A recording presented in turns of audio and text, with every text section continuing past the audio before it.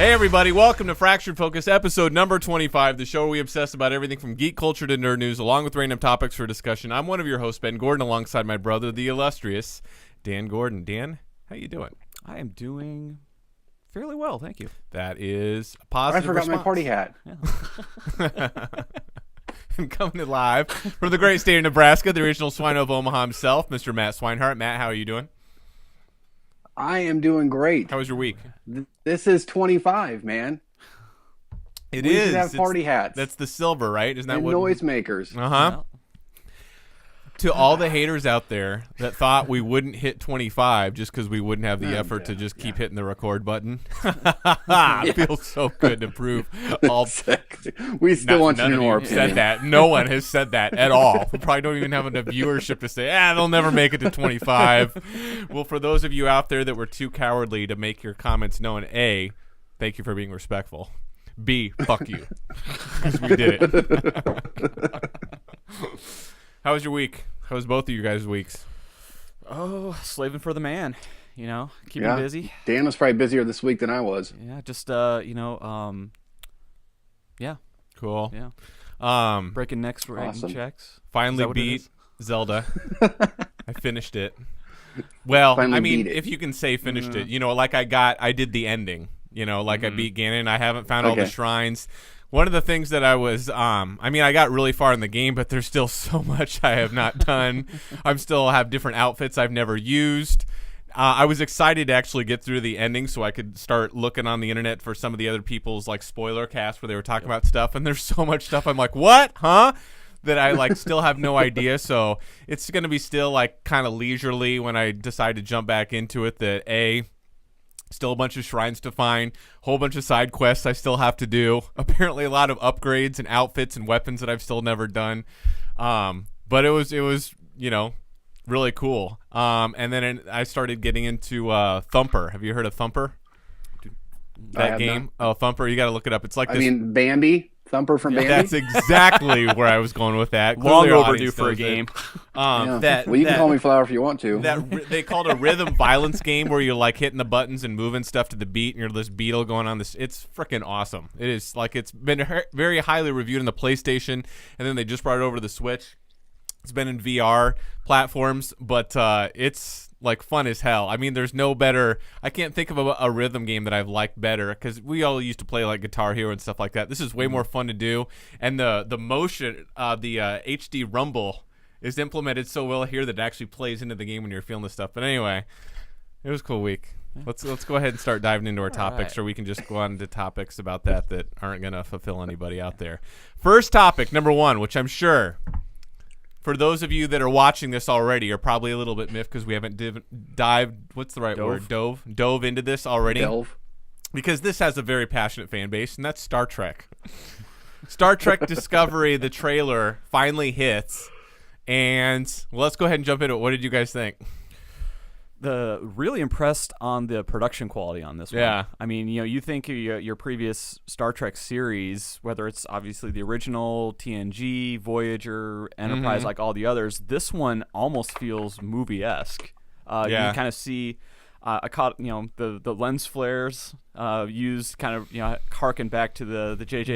Abrams. Right. But again, just, the way that this thing was shot, it just seemed like such high quality. Now, let me ask you this. Did we feel kind of the same way when we saw the series like Deep Space Nine, Next Generation Voyager come out? Because I'm trying to remember. Even it was so long ago. Yeah, even the best visuals from those, which would be maybe the outside of the station or the ship, or even just things like teleporters and stuff like that. Everything just seems so much scaled up in this series than what you remember from any of the others. Yeah. What about you? What's your initial thoughts? And we'll get more into this, obviously. Yeah. It looked good. Obviously Dan hit it. The production quality of the trailer is really good. I think the direction they're going, it seems a little dark. I kind of like that. It's hard to tell because the music was inspirational. It's really hard. I guess the situation they put themselves in the trailer. Yeah. Gave that ominous kind of thing. So. From what I understand, there's at least, a handful of producers or writers that are involved with this that they brought over that used to do stuff from, old Star Trek series too. So, and they've said specifically, even though it looks like the technology in this, even though it takes place 10 years before Kirk and Spock, looks a lot more like they're borrowing from what they call now the Kelvin timeline, which is the reboot movies. Even though they've said distinctly, no, this isn't the prime timeline. This isn't the original, what we're used to from the series and all that stuff, which I'm so glad they're doing that. In fact, I almost kind of hope that with this new reboot series going on, they haven't even said if they're going to do another one, but if they do, it'd be kind of nice if they found some way to kind of reconcile it, retcon it, and return it back to the original. So we got this little added thing, but now let's all go back to one timeline that we're used to and pay homage. I don't know. As a fan, I'd like to see that. Yeah. But from what they've said, this isn't the prime timeline. Apparently, the Vulcan that we saw talking is a hologram with Sarek, Spock's dad.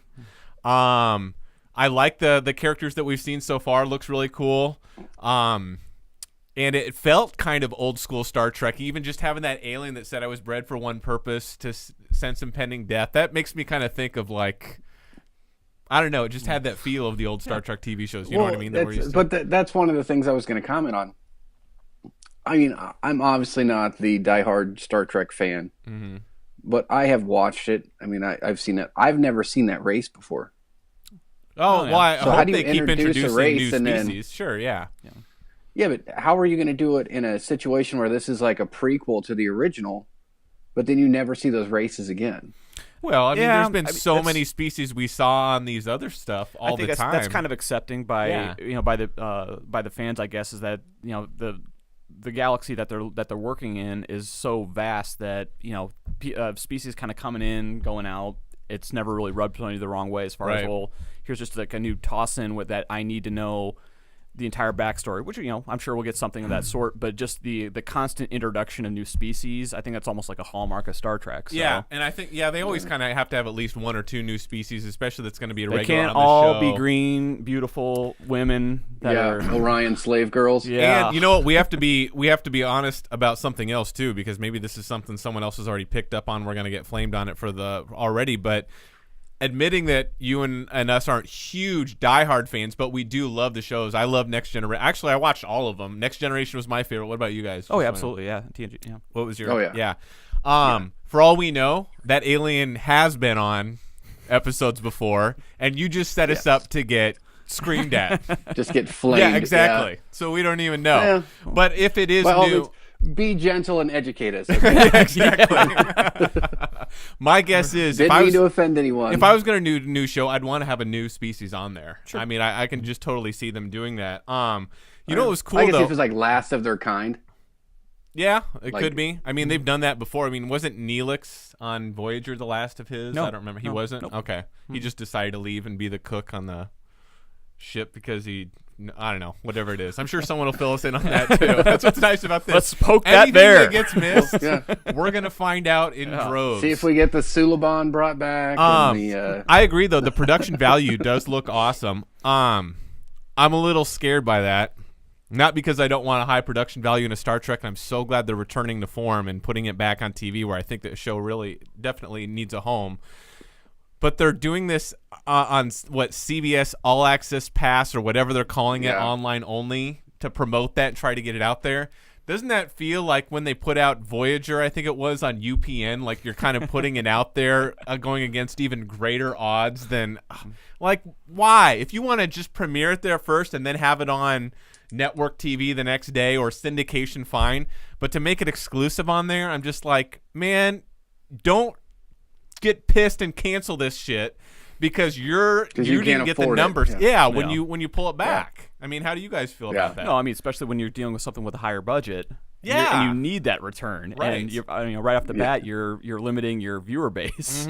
So exactly, to a startup. Yeah. It's like, because I don't think the people that are watching NCIS on CBS All Access are going to be your Star Trek crowd. All right, we're going to give it a $10 million per episode budget already from season 1 when we don't have an established audience, but we're going to put it out on Snapchat. Yeah. Like you fucking idiot. Something to be named later. Yeah. Hopefully that's not limiting that they put realistic expectations with that, because I would hate to get robbed by a show that looks to be really good. I guess, we'll see when we see it. But how many episodes a season have they said? I read that it got moved up to a 7 Star Trek Discovery. I mean, is this like 8, 9, 10? Oh, It's like a Daredevil, like a 10 episode. I think it got put. Let's see if it's up here. And they're hour-long episodes, I'm assuming. Let's check at Wikipedia. I mean, I'm assuming like Star Trek has been in previous. Was the original series, was that hour? Was that half hour? I don't remember. I don't remember. Like original? Original. Like I know Next Gen, Voyager, Deep Space, they were all hour episodes. I just honestly don't remember. I never really got. I thought they were half hour. The original ones? Yeah. I've seen regular or original series episodes. For those of you that think that was better, whatever, to each their own. I just love the Next Generation. I like the original movies were awesome, but I never really got that much into the original series because it was so dated by the time I was growing up. I was like, I don't know. I'm not sure. I want to say that they moved the order season or the episode order count up. But, don't quote me on that. All we do know is that it's going to be coming out later this fall. What is it, November? It was in the trailer, I thought it was. I don't know. The Wikipedia, I'd have to scour through the whole thing to have it. And going through all these links is just mostly clickbait. I don't know. What would you guys hope to see out of this? Obviously, this is taking place 10 years before Kirk and Spock. We've already had Enterprise that was quite a ways before them, wasn't it? Before. Yeah. Oh, yeah. Ways. What would you guys like to see out of the series? Kind of what they just kind of showcased, almost the conflict between the Federation and the Klingon Empire. Klingons look different. You know what I mean? They did. Yeah. And apparently, from what I've already read from a couple sites that again get way more in depth to this stuff than we do, there was a sect that this was discussed on Enterprise, which even happened before this episode or this show takes place. There was a sect of Klingons that were like separated themselves from the rest of the Klingon Empire that was working with DNA and humans to change them somehow or whatever. So I mean, if they decide to use that as a reason, which all Star Trek shows follow the same canon, like they're really good about borrowing that stuff from each other. Was that the one that was prompted from the shift in the Klingon physiology design from the original series, from when they started to appear? I'm not sure about that. Okay, because I know that was a big sticking point as far as like what was the big. Why did they look so different? Because I think from the original series? original one where they almost just look straight up like people. Oh, really? Yeah. And then, maybe I'm not even. When I think Klingon, I think Worf. Yeah, and that's just it. And so that there was like a huge discussion, I guess, as far as what happened there. Like, why are we seeing like such a huge difference between these two? And I think it kind of falls along that same line where there was, for whatever purposes, a group of people that kind of had physical alterations to them. Yeah. Within the Klingon Empire. I would be surprised if they didn't explain it or talk about it rather. I mean, because if us, the I don't know what you would call it, the enthusiastic but maybe more casual Star Trek fan compared to the diehard. Yes. If we're already noticing this, the diehard fans are just going to be going, well, why is it so different, and why is that earring in that ear and not in the other side, or whatever it is that are very specific about this. But no, I'm curious to see. So I guess hopefully or at least what we think we're going to see is like the birth of our encounter with the Klingons, because at Enterprise we hadn't got to that point yet. They hadn't gotten to that point, right? Did they even know what the Klingons? No, they went to see the Klingons. They did? Really? So the first episode, I think, of Enterprise was actually the Klingons pursuing another alien on Earth, and then like Captain Archer's first mission was to go.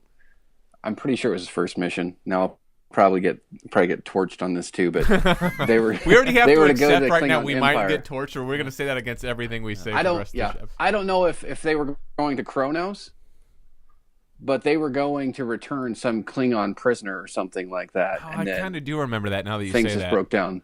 Because I'm assuming were the Vulcans already aware of the Klingons before that first? Yeah. Okay. And did they ever say like, hey, by the way, like steer clear of these assholes? Because there was no Federation during Enterprise, right? Well, it started at the end. Okay. Like that's when they got like the don't mess with the timeline or the history of planets. Don't let them see you. The directives, I guess. Yeah. Oh, the Prime Directive. That's the Prime Directives kind of they came up after Enterprise or because of Enterprise and Captain Archer. Didn't they have a bad experience that Enterprise with the thing was Klingons or kind of something? Vulcans against Earthlings too, though, because they thought the Vulcans were holding them back. Yeah, didn't they almost feel like they were being oppressed, constantly told what to do and holding their hand for like 100 years that we grew up with them? Yeah, and limited. Yeah, told Right. them that they couldn't do certain things and don't want you going here. Because I do remember that one episode of The Next Generation. It was one of my favorite episodes. Where I think it was called First Contact, where they basically go over what we do when we find a new planet that's about to achieve warp capability and how we introduce ourselves and how they first put people down on the planet that are like, investigating them and how they're doing it. And then what Riker ends up getting injured. And then it turns into this big escalation of the people freaking out like, oh, they've been spying on us and they're invading us. And Picard talks to the leader of the planet, even says, it's not a perfect system, but after our escalation with the Klingons, it was decided as a group that First Contact, it would be best if we did this delicately and investigate how you're, to try to reduce problems and friction or whatever. So I'm wondering, did they get more into detail in that in Enterprise pretty heavily? Because I don't think I watched the entire series. They just kind of showed some of the situations they ended up getting in because they didn't have those directives. Okay. Well, It was kind of abruptly ended. I was tell you what, it reminded me of it's funny, we were talking about this the other day. We were watching some of the reboot movies recently, and I like them. I do. I don't think that the reboot movies feel as Star Trek. Star Trek-y, as the old ones. Just Yeah. like, I remember even LeVar Burton and some of the other main cast from the old series saying, look, they might be fun to watch movies, but they are not the DNA of what Gene Roddenberry aspired to make Star Trek about. They kind of, the intellectual evolution of us or whatever, they're almost more like fun action movies with great writing and great character development stuff, but they don't have the DNA of what Gene Roddenberry aspired to have Star Trek be about. Yeah, but it's the early years. No, I know, but I'm just saying. No, I'm talking about the reboot movies. The Next Generation movies, or the no. You're talking The about Chris- reboot movies. Okay, new ones so, yeah, like- the that's new what I'm ones talking about. Yeah, Yeah. I mean, it's early on. Well, that's what I'm saying This is early like Kirk that we're getting to see. no. I hear you. What I'm saying is even that what the main actors were, or like LeVar Burton, and then what they were ticked about is they don't follow the same DNA of what the movies like inherently are about, not where they're at their development or how old or their maturity or whatever, just what Star Trek is about. They less have the issue of, think about like Insurrection. What was it about? Like, well, is it right to move these amount of people off of a planet if it's going to help billions? The same displacement that we've done with. There's always a philosophical issue that we're dealing with highly evolved humans that we can discuss this and come to terms with this stuff. Whereas the reboot movies really weren't about that at all. It was about, here's the same cast. Here's some cool action scenes. Here's some cool stuff that happens to him. I thought the writing was good. I loved Benedict Cumberbatch as Khan. But the issues that they were dealing with weren't these philosophical issues like Gene Roddenberry meant Star Trek to really be about. And that's what some of the original actors, by original actors, I mean like, from the Next Generation and so forth, were a little bit perturbed by, that I read, that they're like, you're missing the point of what Star Trek is supposed to be about. Yeah, it made hundreds of millions of dollars and it was fun. I'm not saying it was a bad movie, but that's not what Star Trek is going to be about. I just think it'd be cool I think we can get a combination of both. You can modernize it and update it, but still have some of that DNA that I think was important to the series that made so many of us like it originally when you kind of envision yourself out there. But, I guess we can, kind of end this topic with, I'm assuming you guys are pumped to see that. I can't wait till this comes out. What's you guys' thoughts? Oh yeah, I'm excited to see it. Excited is a strong word, but looking forward to it, I guess. Yeah. Definitely worthwhile to watch. Yep. Oh man, I'm. It definitely won't be like. I don't as know good that as I'm Powerless. subscribing to CBS All Access. Yeah, no kidding. For one show. That's going to be the only downfall. Yeah. I think what you said that they were going to show the first episode on regular CBS, but then after that you had to Is go that over. what it is? I think and someone watch it there. commented on one of our boards and let us know that or something. Yeah. So I don't know. God, I really hope that doesn't ruffle the feathers of this show sustaining if it's quality just because of the way that CBS is choosing to distribute it. But I guess we'll have to wait and see how it goes. But for those of you watching, let us know what you think. Are you pumped about this? I'm sure we missed a lot of stuff. Feel free to enlighten us. Fill in those blanks. But let us know what you think in the comments below.